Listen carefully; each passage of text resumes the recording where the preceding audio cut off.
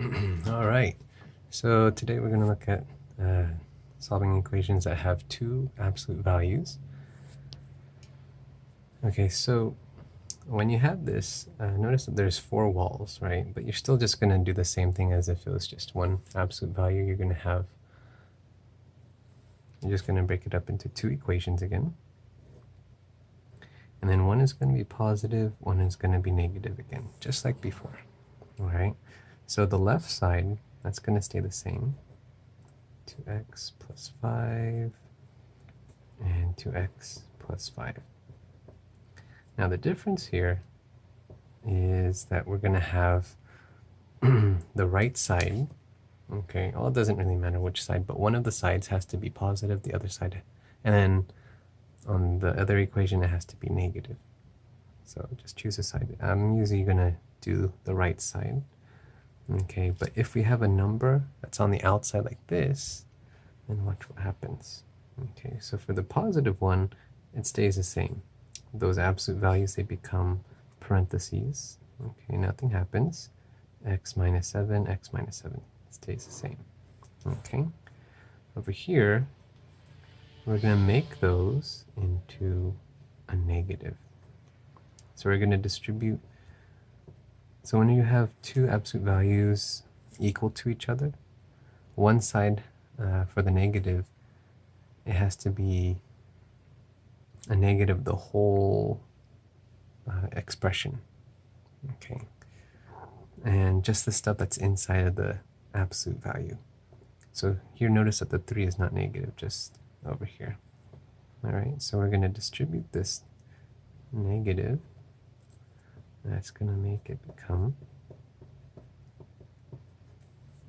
negative. Negative times the positive x is negative x.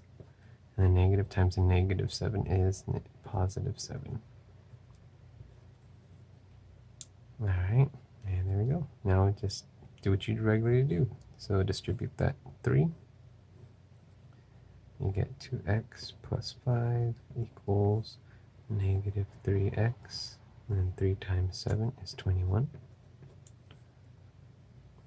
And you want to add that 3x to both sides. Remember, I like to move the smaller variable term. So these cancel out. We get 2x plus 3x is 5x. Bring down that plus 5 equals 21. And then we want to get rid of that. We want to get the x by itself, so we're going to subtract 5 from both sides. And we get 5x equals 21 minus 5. That's going to give us 16. And then we want to get rid of that times 5, so the opposite of multiplying by 5 is dividing by 5, which gives us x equals 16 over 5, or if you want, you can change it to you can put that into the calculator, 16 divided by 5, and you'll get 3.2, I believe. All right, you can check that. Now over here, for the positive, you do what we did over there, so just distribute.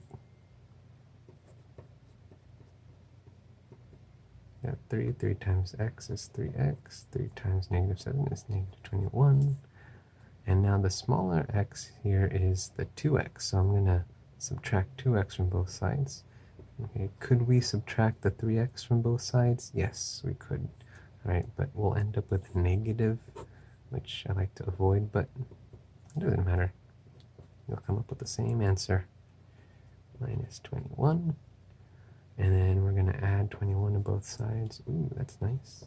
And we get a nice 26. So it's x equals 26, or x equals 16 over 5. All right, so let's look at number 2. So here we're gonna have an extraneous solution. So that's where one of the solutions, you'll get that as an answer, but then when you plug it in to check, it's gonna be incorrect. Okay, so let's see that. So just like before, the absolute value is by itself, so let's bring down those walls. One is plus, one is minus.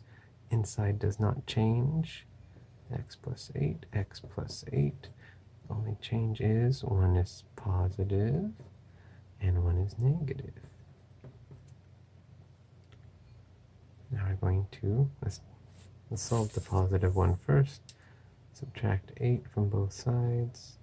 You get x equals, oops, why did I do that? Sorry.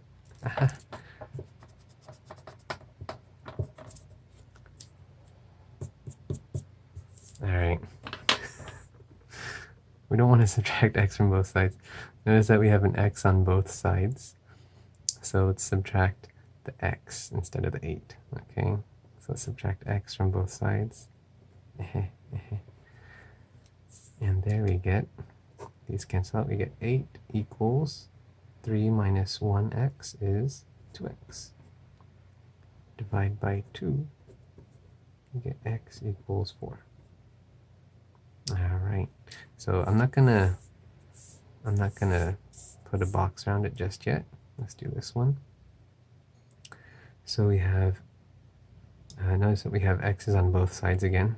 So we want to move all the x's to one side. So subtract x from the left side. You could have subtracted it from the right because this one is smaller. However, if we move this, we'll end up with nothing on the right side. So it'll just be 0. Okay, so we'll have to do an extra step. So we have 8 equals negative 4x.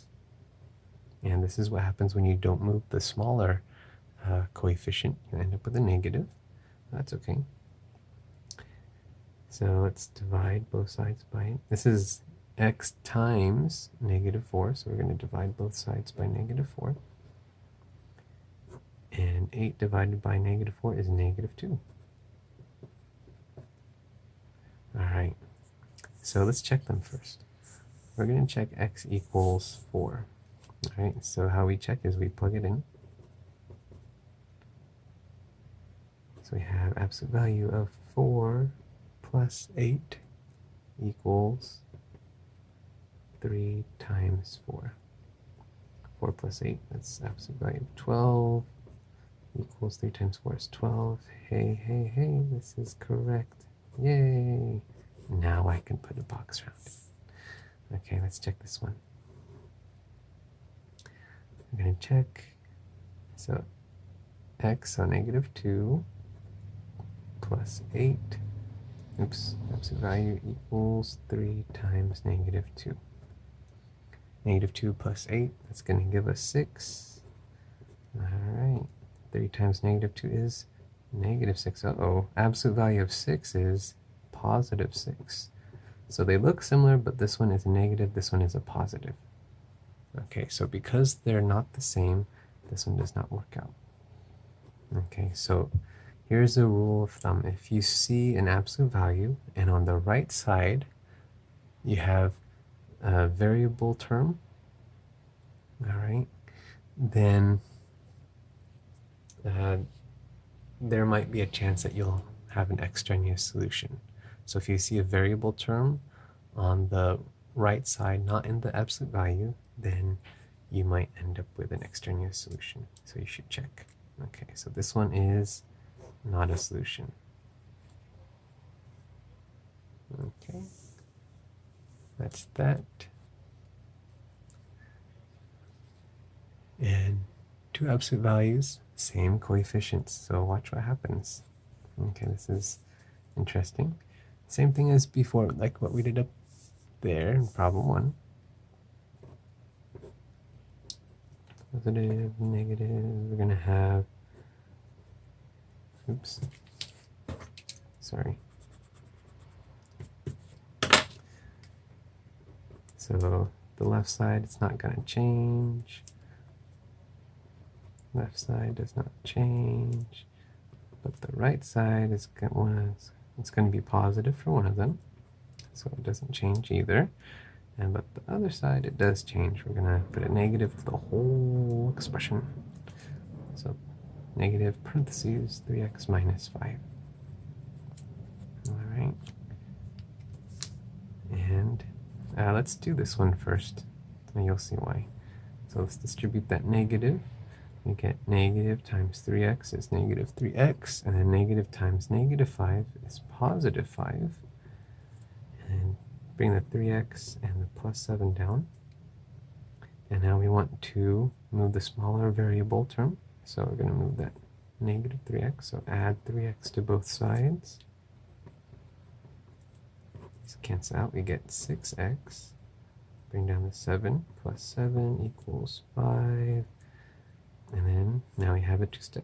So we're going to subtract 7 from both sides. Cancels out. 6x equals negative 2. And divide by 6, we get x equals negative 1/3. Alright. And over here, same thing. We're gonna, well, they're both the same, so we can just move one. Let's subtract 3x from both sides. Uh-oh, because they're the same, they cancel out. So we end up with positive 7 equals negative 5, which is not a solution. No solution here. Okay. So our only solution is x equals negative 1/3.